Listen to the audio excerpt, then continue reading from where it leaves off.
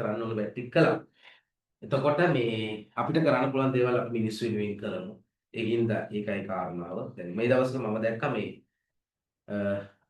අපිත් ලෑස්ති කරලා තියෙනවා. නමුත් ඒ ගැන එළියට මුකුත් දැම්මේ නැහැ. ලංකාවටම මොකද අර අවතැන් වූ දරුවන්ට උගන්වනවා එන්න කියලා. කොහෙද ළමයි එලා මේ මිනිස්සු තාම සමහර ගම්වල මිනිස්සුම හොයාගෙනවත් නැහැ. සමහර ගම්වලට ළඟා වෙලත් නැහැ. මේ මිනිස්සුන්ගේ ඇඳිවත විතරයි. ඒ අහිංසක දරුවන්ගේ ඒ දරුවන්ගේ අම්මා නැති වෙලා ඇති, තාත්තා නැති වෙලා ඇති, සහෝදරයා නැති වෙලා ඇති, මිනියවත් දැකලා නැතුව ඇති. මිනියවත් දැකලා නැතුව ඇති. ඒ අහිංසක මිනිස්සුන්ගේ මිනියවත් දැකලා නැතුව ඇති. හරිද? සාමාන්‍යයෙන් මිනිස්සෙකුට මලක් ලැබෙන්නේ ගොඩක් මිනිස්සුන්ට මලක් ලැබෙන්නේ තමන් ජීවිතේ අවසාන මොහොතේ මැරුණට පස්සේ තමයි මලක් ලැබෙන මිනිස්සු ඉන්නේ සමහර වෙලාවට. එතකොට ඒකවත් නැතිව අර දකින්න නැති ඕගොල්ලෝ වලක් කපලා එක දිගට දාලා අර තෙත රෙදි වලින් ඔතලා මිනි ටික වල දැම්මා. දකින්න නැති ඕගොල්ලෝ. හරි. එහෙම මිනිසුන්ට එහෙම දුක් විඳින. දැන් ගම් පිටින් ගිලා බහැල් ඉන්න තැනක් නැතුව පන්සල් වල තැන් වල ඉන්නේ. තවම සමහරු හොයාගෙන නැහැ. අතුරුදන් වෙලා තියෙන මිනිස්සුන්ට උගන්වන්න පුළුවන් ද පුතාලා? නිකමට කල්පනා කරලා බලන්න. මේ මිනිස්සුන්ට ඒ දරුවන්ට උගන්වන්න ඒ දරුවන්ගේ මානසිකත්වයක් ඇතිවෙන්නේ සමහර මන්දක පොත් බෙදන්න ලෑස්ති කරලා. මොන පිස්සුද මං හිතන්නේ ඒ දරුවන්ට ඉස්කෝලේ යන මානසිකත්වයක් තව මාසයකටවත් හැදෙයි කියලා. මිනිස්සුනේ මන්න කියන ප්‍රශ්නයක් නැහැ. ඉඳලා කල් වෙලා රිකවරි වෙලා මේ මිනිස්සු වෙයි. ඒකට අපි උදව් කළ යුතුයි.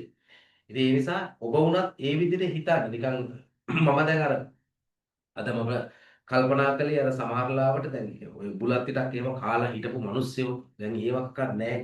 ඔහේ තනි වෙලා හුදකලාලා මේ රාත්‍රියේ හිතලා බලන අර පස්කඳු නායකී පැතිවල මිනිස්සුયો ලයිටුත් ඇතුව තාමත් නාය යනවා, තාමත් වතුර ගලනවා, තාමත් ගෙවල් ඇතුලේ වතුර ඒ මිනිස්සුගේ මානසිකත්වයේ හිතලා බලන්න. ඉතින් ඒ නිසා ඇත්තටම ඔබ දැන් මේ මොහොතේ මෙතනට එන්න පුළුවන් කියන්නේ ඔබ මේ පින් කරපු මිනිස්සු ඈ.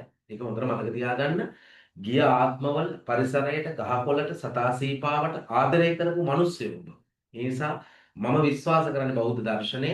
ඒ නිසා ඔබ එහෙම අය. අනිවාර්යෙන් ඔබ එහෙම අය ගිය ආත්ම භාවයන් වල දැවැන්ත ලෙස පින්කම් කරපු සත්තු මරපු නැති මිනිස්සුયો. ඒ නිසායි ඔබ එහෙම වෙලා තියෙන්නේ. මම කියන්නේ දැන් ওই වෙච්ච මිනිස්සු පව් කළා කියලා. ඒක වෙන ස්වභාවික තත්ත්වයක්. නමුත් මම කියන්නේ ඔබ බේරිලා ඉඳීමේ වාසනාවක් එතන තියෙනවා. ඒ නිසා ඒකත් අපි පැහැදිලිව කියන්න ඕනේ නේද? ඒක අපි මාක්ස් ආදෙත් අපි කතා කරලා තියෙන සමහර දේවල්.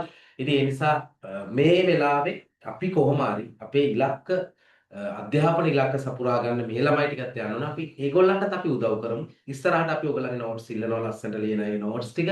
මම පොඩි ලස්සන වැඩක් හදලා තියෙනවා.